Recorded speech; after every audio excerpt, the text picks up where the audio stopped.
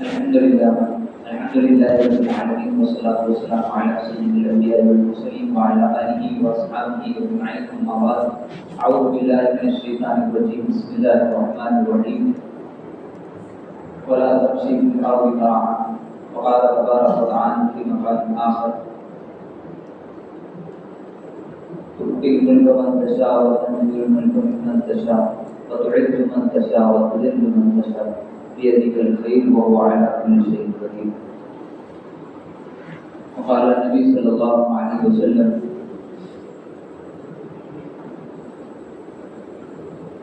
لا يدخل الجنة من كان في قلبه مثقال ذرة من الكبر. وقال النبي صلى الله عليه وسلم الدين النصيحة أو كما قال عليه الصلاة والسلام. محترم بزرگوں دوستوں، پوری دنیا کے اندر بسنے والی ہر ایک مخلوق یہ ساری کی ساری اللہ رب العزت کی محتاج ہے ہر ایک عمل کے اندر. ساری مخلوق اللہ کی محتاج ہے. اللہ خالق ہے اس لیے وہ کسی کا محتاج نہیں ہے. مخلوق ساری کی ساری محتاج ہے. اللہ خالق ہے وہ کسی کا محتاج نہیں ہے. آسان الفاظ میں سمجھے جو چیز بنی ہوئی ہے کہ کسی نے اس کو بنایا ہوا ہے. ہر بنی ہوئی چیز یہ مخلوق ہے اور ہر مخلوق اللہ کی محتاج ہے، یعنی اس کی محتاج ہے جس نے انہیں بنایا ہے. اس لیے اس مخلوقات میں انسان بھی ہے. تمام مخلوقات میں انسان بھی ہے. جیسے ہم کہتے ہیں الحمدللہ رب العالمین، تمام تعریفیں اس اللہ کے لیے ہے جو تمام جہانوں کا پالنہار ہے، ساری کائنات کا پالنہار ہے. ایسے کئی عالموں کا پالنہار ہے. تو عالم کے اندر ایک مخلوق انسان بھی ہے. تو تمام مخلوقات کا جب اللہ رب ہے تو انسانوں کا بھی اللہ رب ہے. تمام مخلوقات جب اللہ کی محتاج ہے تو انسان بھی اللہ کا محتاج ہے، وہ چاہے کسی بھی عمل کے اندر ہو. اس لیے گزشتہ ہفتے بات آئی تھی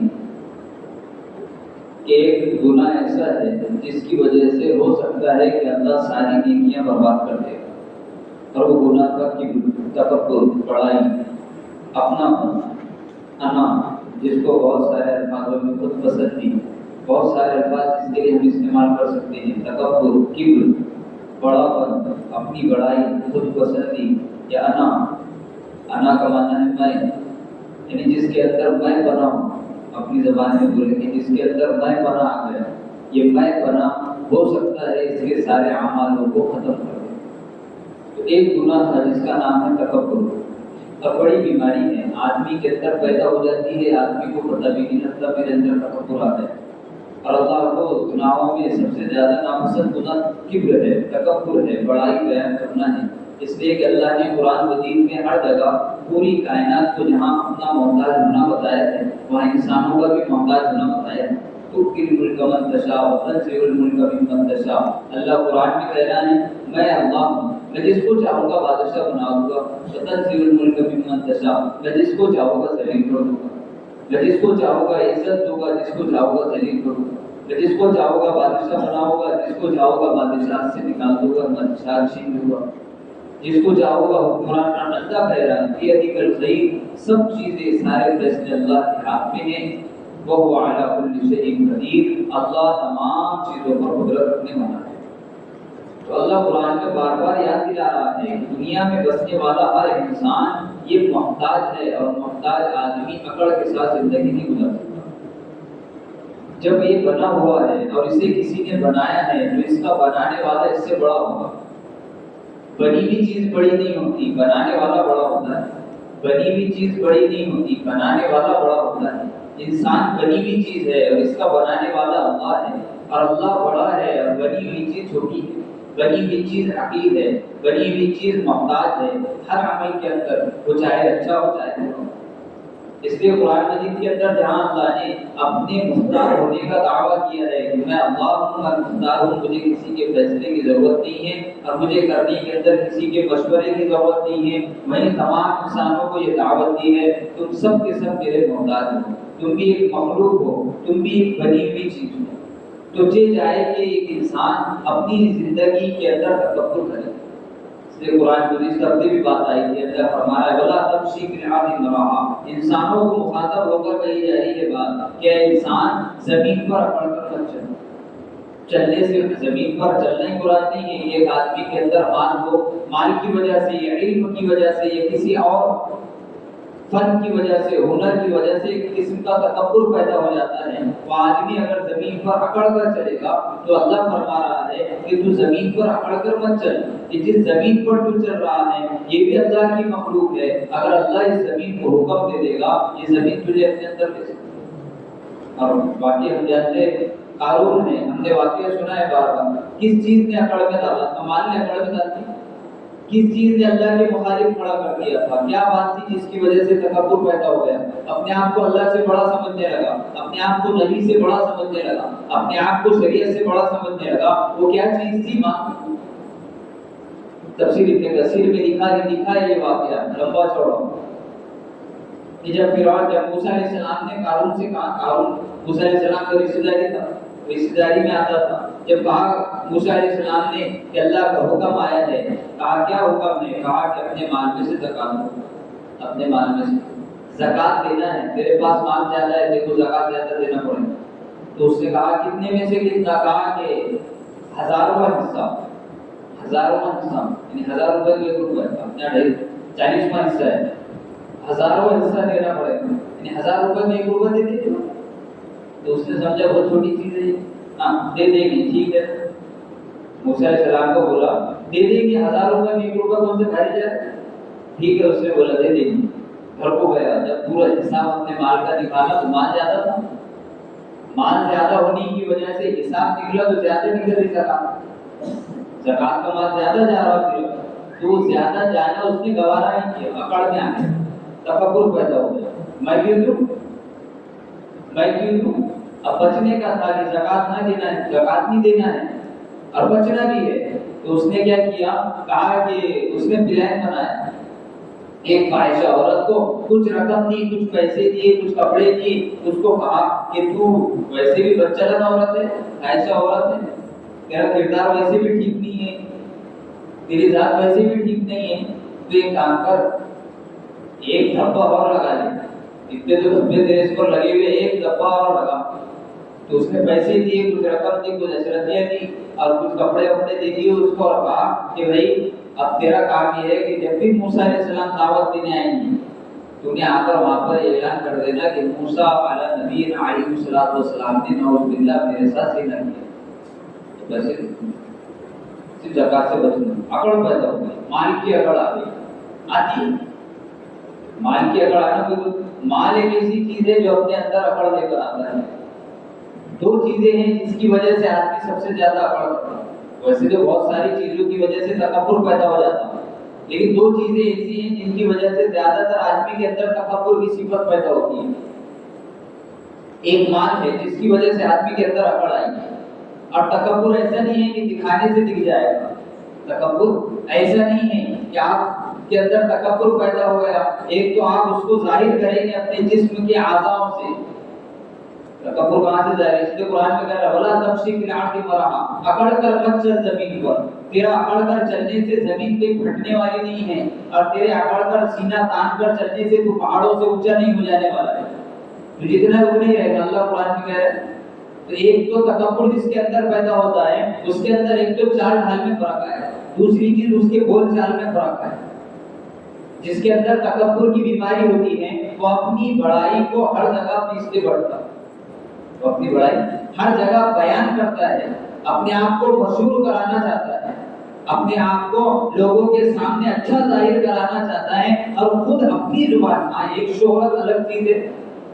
شہرت اللہ کے نبی سے صحابہ نے پوچھا کہ اگر آپ کے دل میں نہیں ہے کہ کوئی میری واہوائی کرے، کوئی میری بڑائی کرے، آپ کے دل میں نہیں ہے لیکن لوگ آپ کی بڑائی کر رہے ہیں، تو کیا یہ بھی تکبر ہے؟ کہ یہ بھی شہرت ہے؟ کہ یہ بھی تکبر ہے؟ اللہ کے نبی نے فرمایا نہیں.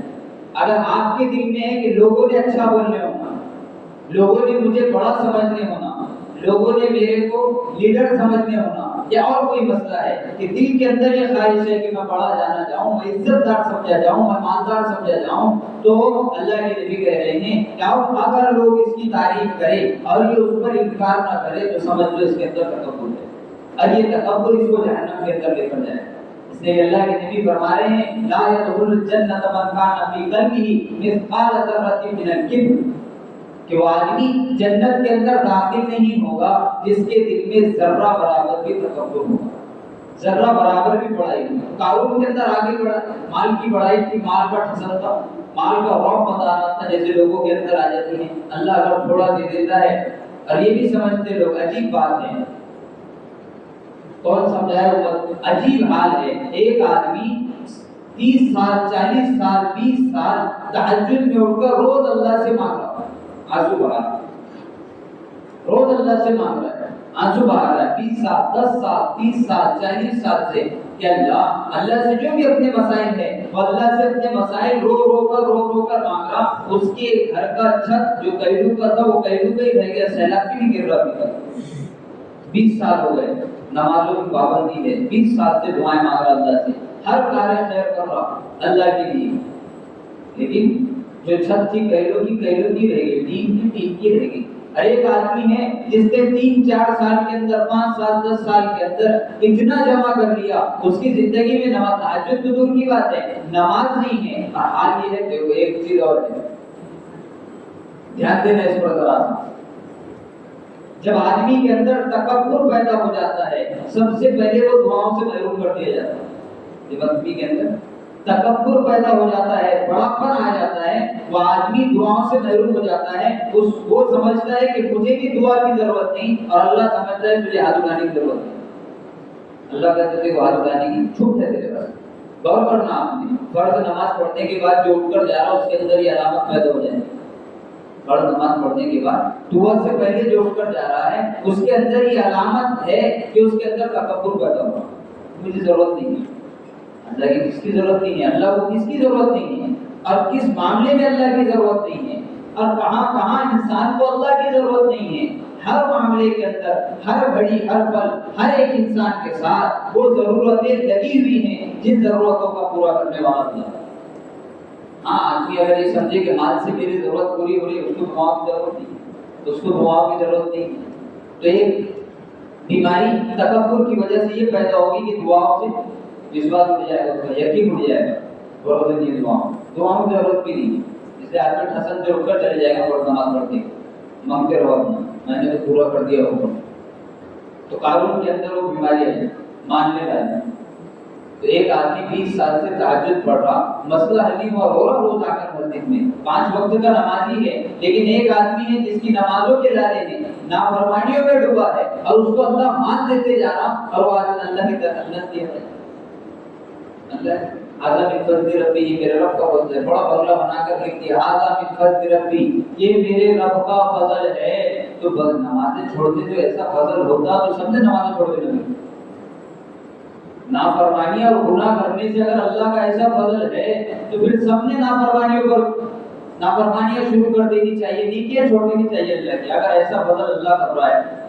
نہیں، عیسیٰ علیہ السلام کا قول ہے فضائل سرکات میں لکھی ہوئی بات، اللہ جب کسی سے ناراض ہوتا ہے اس پر دنیا کے دروازے کھول دیتا ہے، اللہ کسی پر ناراض ہو جاتا ہے، کسی کے اوپر اللہ کا عذاب آنے کی ایک علامت یہ بیان کہ اس پر دنیا کھول دے گا، اس کو سوچے گی باتیں دنیا کی، کہاں سے مال آئے یہ سارے پلاننگ اس کے دماغ پر چلیں گے، دین کہاں سے آئے اس کا وہم گمان اس کے دماغ سے اللہ نکال دے گا، میں صحیح غلط کیا کر رہا ہوں، مجھے حق اور باطل، صحیح اور غلط، سچ اور جھوٹ، یہ چیز حلال حرام، یہ چیزوں کا فرق اللہ دماغ سے نکال دے گا، اور مال کہاں سے آتا، 20 کے 40 کہاں سے بنتے، 40 کے 80 کہاں سے بنتے، اور ایک کاروبار سے اتنا ہے تو دوسرے کاروبار سے کتنا ہوتا، یہ دل و دماغ میں اللہ اس کے ڈال دے گا تاکہ وہ دنیا کے اندر الجھ جائے کہ اللہ کی طرف سے ملنے والا دنیا میں ایک عذاب ہے، اللہ دنیا کے راستے دکھائیں گا۔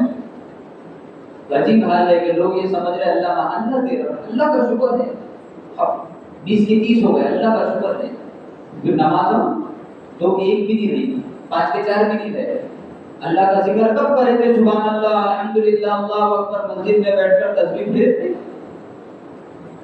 نوٹوں پر ہاتھ پھیر رہے تھے اور کہہ رہے تھے اللہ کا فضل ہے. نہیں، یہ اللہ کی پکڑ ہے، یہ اللہ کی پکڑ ہے، اللہ نے الجھا دیا اس کاموں کے اندر. تو قارون کو بھی اکڑ آئی مال کی. آج وہی میں بتا رہا ہوں، مال کی اکڑ آتی ہے، مال کے اندر اللہ نے وہ خاصیت رکھی، اکڑ پیدا کرے. تو قارون کہنے لگا نہیں، زکات تو دینا نہیں اپنے. پھر تہمت لگاؤ موسیٰ علیہ السلام پر. چلو ٹھیک ہے، عورت تیار کر لی گئی، وہ بھی تیار ہو کے پیسے ویسے دے کر. پھر قارون نے چند لوگوں کو جمع کیا ایک جگہ. موسیٰ علیہ السلام کو دعوت دی تھی کہ میں نے چند مجمع جمع کر جوڑ لیا ہے. اپنی زبان میں بولے جوڑ لیا میں نے، جوڑ کے بات کر کے تم کو آنا پڑتا ہوں. موسیٰ علیہ السلام بولے بہت اچھی بات ہے، لوگوں کو دین کی بات بتانا ہمارا کام لگی ہوگا. جوڑ دیا گیا، لوگ جڑ گئے، قارون نے سب کو جوڑ لیا. اب موسیٰ علیہ السلام آئے، دین کی بات بیان کرنے لگے، دین کی بات بیان کرنے لگے، اللہ کی بات، اللہ کی اپنی بات، شریعت کی بات. اب قارون بھی کوئی معمولی نہیں تھا، پوری تورات کا عالم تھا، جانتا تھا جو کتاب اللہ نے دی تھی موسیٰ علیہ السلام کو، پورا حافظ تھا اس کا. کوئی معمولی آدمی تھا، بچنے کے سارے ہیلے بہانے معلوم تھے اس کو. اب لوگوں نے پھر اللہ کے احکام بھی بتائے، اس میں احکاموں میں بتایا اگر کوئی چوری کرے گا اس کے ہاتھ کاٹے جائیں گے، زنا کرے گا تو اس کو 80 کوڑے مارے جائیں گے، شادی شدہ تھا تو سنسار کیا جائے گا، پتھروں سے اس کو ختم کیا جائے گا، قتل کیا جائے گا. یہ سب بات ختم ہو گئی. قارون کہنے لگا موسیٰ آپ نے جو احکامات بتائے نا، اس میں جو یہ بتایا کہ زنا کی یہ سزا ہے، زنا کی یہ سزا ہے کہ اس کو 80 کوڑے مارے جائیں. ہاں چاہے وہ کوئی بھی کرے، میری امت میں کوئی، میری قوم کے اندر کوئی بھی زنا کرے گا اس کی سزا یہ ہے. بولے اللہ کا حکم ہے. ہاں اللہ کا حکم ہے. وہ عورت آئی، عورت کو لا کر کھڑے کر دیا. وہ عورت کے قارون کہنے لگا یہ عورت کہہ رہی ہے کہ نعوذ باللہ تم نے ان کے ساتھ زنا کیا ہے. یہ عورت کہہ رہی. موسیٰ علیہ السلام نے اس عورت کو دیکھا، جلالی تو تھی، غصہ جلدی آ جاتا. موسیٰ علیہ السلام غصہ جلدی آتا. اس عورت کو دیکھا موسیٰ علیہ السلام نے، نظر اٹھا کر اس نے نظر نیچے ڈالی. نبی کے چہرے کا رعب پڑا اس عورت پر. موسیٰ علیہ السلام کی آنکھوں میں آنکھیں نہیں ملا پائی وہ عورت. موسیٰ علیہ السلام نے کہا کہ تو قسم کھا اس رب کی جو زمین آسمان کا بنانے والا ہے، تو قسم کھا اس رب کی جس نے ہمیں فرعون کے لشکر سے نجات دی. میں قسم دیتا ہوں تجھے اس رب کی جس نے تورات نازل کیا. قسمیں دی اس کو اللہ کی. اور پھر کہا کہ بتا تو صحیح بول رہی. اس نے کہا کہ نہیں. قارون نے میرے پیسے دیے، اس نے بولا کہ الزام لگاؤ، اس نے بولا الزام لگاؤ. پھر اللہ نے اس کا تکبر توڑا. جو مال کا گناہ ہے، اللہ کہہ رہا ولا تمشي في الارض مرحا، کہ تیرے جملوں میں نہیں آنا کہ میں نے کیا. تکبر کس کو کہتے ہیں کہ ہماری عقل بتائے گی، ہمارے قول وچن بتائے گی اور ہماری نظر گواہ دے دے گی کہ یہ آدمی متکبر ہے. آپ کی نظر بتائے گی کہ یہ آدمی متکبر ہے.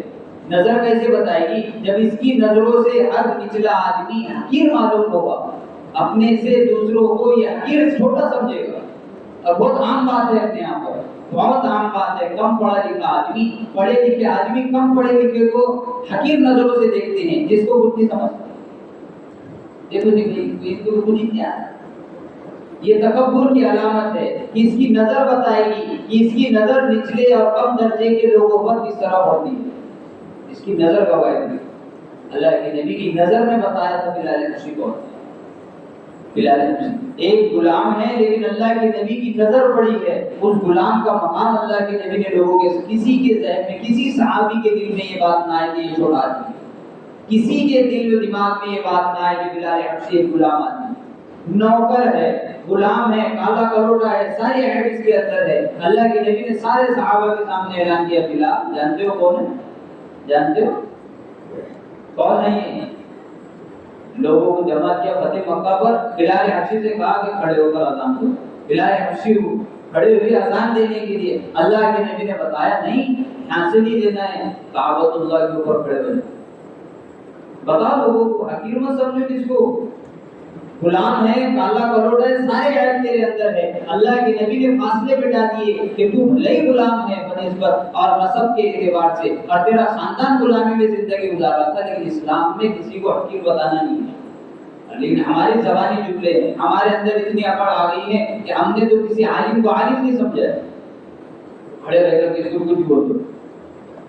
ایک تو حکارت ہے عام لوگوں کی کہ آپ نے عام لوگوں کے ساتھ حقیر یا ہلکے پن سے بات کر لی ہے، کسی سے جھڑکا کر بات کر لی یا اپنا رعب کسی پر ڈال دیا، یہ تو عام لوگوں کی بات ہے. لیکن وہ لوگ، میں اپنی بات نہیں کر رہا، ہمارے دلوں میں یہ باتیں ہیں.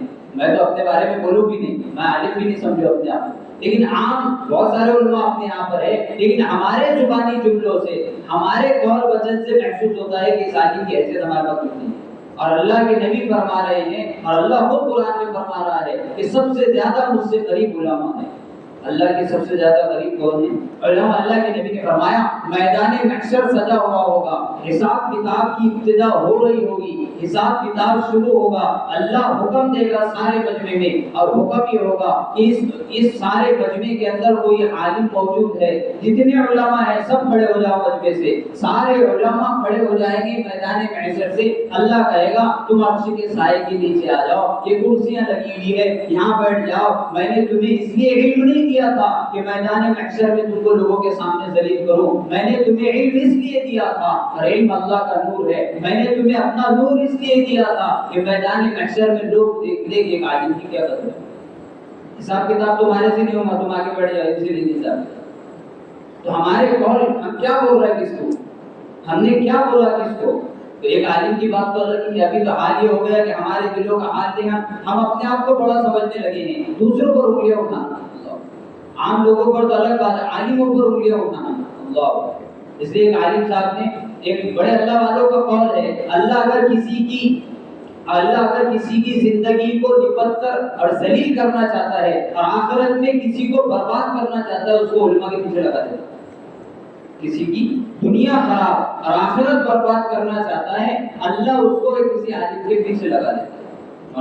بلکہ بہت سارے علماء دیوبند کا قول ہے کہ کسی عالم کے تعلق سے اگر ہمارے دل کے اندر حسد ہے، یا ہمارے دل کے اندر اس کے تعلق سے کوئی کھٹکا ہے، یا ہمارے دل کے اندر اس کے تعلق سے کوئی بات ہے جو ہم کو بری لگتی ہے، اگر یہ لے کر ہم دنیا سے چلے گئے، کسی عالم کے لیے کوئی بری بات یا کچھ ہمارے دل کے اندر رہ گیا کینہ کپڑ ذرا سا بھی، اور ہم دنیا سے قبر میں چلے گئے، علماء فرماتے ہیں اس کی قبر کھود کر دیکھنا، اس کا رخ قبلے سے موڑ دیا جائے.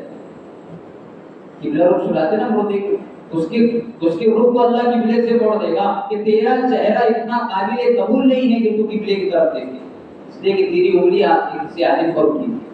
تو ایک تکبر مال کی وجہ سے، جو قارون میں تکبر آیا مال کی وجہ سے، اللہ نے بتایا کہ جو جس زمین پر تم اکڑ کر چل رہے ہو، اور جو جملے تم زمین پر استعمال کر رہے ہو، اور جس اکڑ کے ساتھ تم زمین پر زندگی گزار رہے ہو، اور یہ سمجھ رہے ہو کہ ہم سے بڑا کوئی نہیں ہے، اللہ نے بتایا قارون کے پاس اتنا مال تھا، ساری طاقت تھی، سب اس کے ساتھ کھڑے ہوئے تھے، لیکن اللہ ذلیل کرنے پر آیا. موسیٰ علیہ السلام کو حکم کیا موسیٰ زمین تیرے حوالے ہے، جو تو کرنا چاہے قارون کے ساتھ کر لے. موسیٰ علیہ السلام کہنے لگے زمین دھسا دے. تکبر، بڑائی آ گئی. کون سی زمین پر رہ کر گناہ کر رہا تھا، اللہ نے ہوگا وہی زمین نکل لے اس کو. کون سی زمین پر کھڑے رہ کر اپنی بڑائی کے جملے بول رہے تھے، کہاں کھڑے رہ کر. آج جس حال پر ہو، کل جس حال پر ہو، کس کو پتا ہے. وَتُعِزُّ مَن تَشَاءُ وَتُذِلُّ مَن تَشَاءُ تُؤْتِي الْمُلْكَ مَن تَشَاءُ وَتَنزِعُ الْمُلْكَ مِمَّن تَشَاءُ. کھلی آیت قرآن میں اللہ فرما رہا ہے مال جس کو چاہے گا دے دے گا اللہ، جس سے چاہے گا چھین دے گا، جس کو عزت دے دے گا، جس کو چاہے گا ذلیل کر دے گا. بنی اسرائیل میں ایک عابد 500 سال عبادت کی، 500 سال لوگ اس کو بڑا سمجھتے تھے. لوگ اس کے پاس آتے تھے کہ ہم کو تمہاری صحبت میں رکھو، ہم بھی سیکھنا چاہتے کچھ. اس کے اندر بڑائی آ گئی تھی. میں تمہارے جیسے لوگوں کے ساتھ نہیں رہتا، تمہارے جیسے لوگوں کے ساتھ نہیں رہتے. بڑائی آ گئی، میں 500 سال سے اللہ کی عبادت کر رہا ہوں، تمہارے ساتھ کروں. اللہ نے خواب، ایک رات سویا ہو، خواب میں اس کو الہام ہوا کہ تو جتنی سالوں سے عبادت کر رہا ہے یہ اللہ کی توفیق سے کر رہا ہوں، اللہ کی توفیق سے کر رہا ہے. اب جا اللہ نے اپنی توفیق تیرے اوپر سے اٹھا دی، کر کے بتائی بات. جو ہاتھ اللہ کا تھا رحم کا، یہ جو اللہ کے فضل سے تو 500 سال سے عبادت کر رہا تھا، خواب میں الہام ہوا کہ ابھی اللہ نے ہاتھ اٹھا دیا، اب کر کے بتا. یہ صبح نیند سے جاگا ہے، اللہ نے جسم کی ایک نس کو ہلکا سا دھکا دے دیا. جسم کے اندر شہرت تھی، وہ رگ ایک نس کو ہلکا سا سرکا دیا باڈی سے. تو اس کی ایک تکلیف شروع ہوئی، اور ایسی تکلیف کہ یہ برداشت نہیں کر پایا، بڑا کراتا رہا، روتا رہا، ڈاکٹروں کو بلا لیا گیا، طبیبوں کو بلا لیا گیا، کہیں سے کچھ علاج نہیں ہو رہا، ایک ہفتہ اسی طرح گزر گیا، پورے ہفتے کے اندر ایک سجدے کی توفیق نہیں ملی۔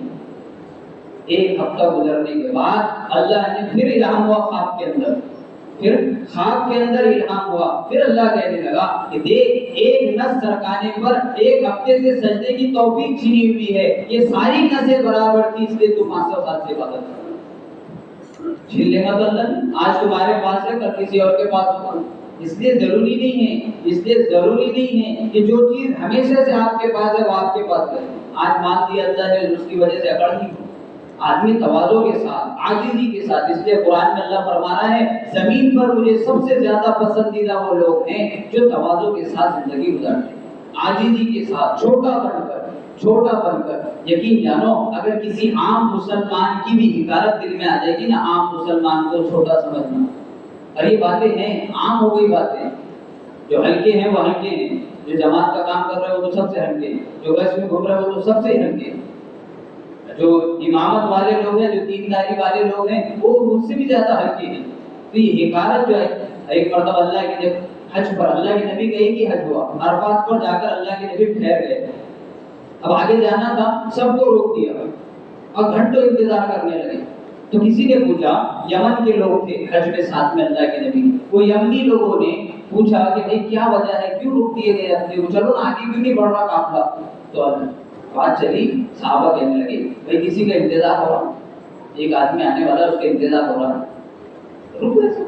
بہت دیر انتظار کے بعد مجمع نے دیکھا کہ ایک صحابی آیا، 18 سال کا نوجوان، کتنی عمر ہے، بچہ اپنے سامنے کا بچہ، ایک پستہ قد، حیات صاحب میں لکھا حضرت شیخ نواز شاہ رحمۃ اللہ علیہ، پستہ قد نوجوان، 18 سال کا بچہ، 17-18 سال کا بچہ، پستہ قد، چھوٹی ہائٹ کا، ناک چپٹی، ہونٹ موٹے اور کالا، اور اوپر سے غلام، نوکر بھی ہے، دیکھنے میں بھی اچھا نہیں ہے، اور ہائٹ بھی کوئی اونچی نہیں ہے، اور بڑی عمر کا بھی نہیں۔ تو یمن کے لوگوں نے دیکھا کہ یہ بچے کس سے روکے دیکھا تھا، یہ بولے انہوں نے، کیا بولے، اس کے واسطے روکا دیا ہے سب کو، یعنی حقارت دل میں آ گئی ان کی حقارت دل میں آ گئی، ایک بچے کی، اور دیکھنے میں بھی اچھا نہیں ہے، اب کوئی بڑا مالدار بھی نہیں ہے، غلام ہے، ایک غلام میں دکھنے چاکنے میں بھی اچھا نہیں ہے، اور بچہ ہے، بڑی عمر کا بھی نہیں۔ تو یمنی لوگوں نے صرف اتنی بات اٹھائی کہ اس کے واسطے روکے تھے اپنے کو، اتنی حقارت آئی ہے۔ حضرت شیخ نواز شاہ رحمۃ اللہ نے لکھا ہے یہ اتنے جملے کی وجہ سے جتنے یمنی تھے وہ سب کے سب مرتد ہوئے، مرتد سب اللہ نے اسلام سے نکال کے پھینک دیا، اور کون تھے؟ عام لوگ نہیں تھے، اللہ کے نبی کے ساتھ حج پر جانے والے صحابہ جنہوں نے نبی کو دیکھا، وہ صحابہ جنہوں نے الیوم اکملت لکم دینکم واتممت علیکم نعمتی، جبریل کی آیت لے کر آیا تھا، وہ آیت دیکھی کہ اور دین مکمل ہو گیا، قرآن اترتے ہوئے جنہوں نے دیکھا، صحابہ جنہوں نے اللہ کے نبی کو دیکھا، ایسی اونچی پوسٹ پر ہونے کے باوجود اللہ نے بتایا ایک کو بھی اگر ذلیل سمجھے گا نا تیری اسلام میں ضرورت نہیں ہے، تو لاکھ سال کی ضرورت نہیں ہے تیری۔ اس لیے میرے بھائیوں میں کسی کو ذلیل نہ، کسی کو حقیر نہ سمجھے، اپن سب سے چھوٹے ہیں، جو لکڑی مڑ جاتی وہ کام میں آ جاتی، نہیں تو ٹوٹ جاتی، کڑک لکڑی نرم رہی تو مڑ جائے گی تو کام میں آ جائے گی، کڑک رہی تو ٹوٹ جائے گی، اس لیے کڑک بنا اور اکڑ ہمارے اندر نہ ہو۔ اللہ تعالیٰ مجھ کو آپ کو ہر طرح کی دل کی بیماریوں سے، تکبر سے، حسد سے، جلن سے، کسی کو نیچا سمجھنے سے، کسی کو چھوٹا سمجھنے سے، اللہ میری ہم سب کی پورے امت مسلمہ کی حفاظت کرنا ہے۔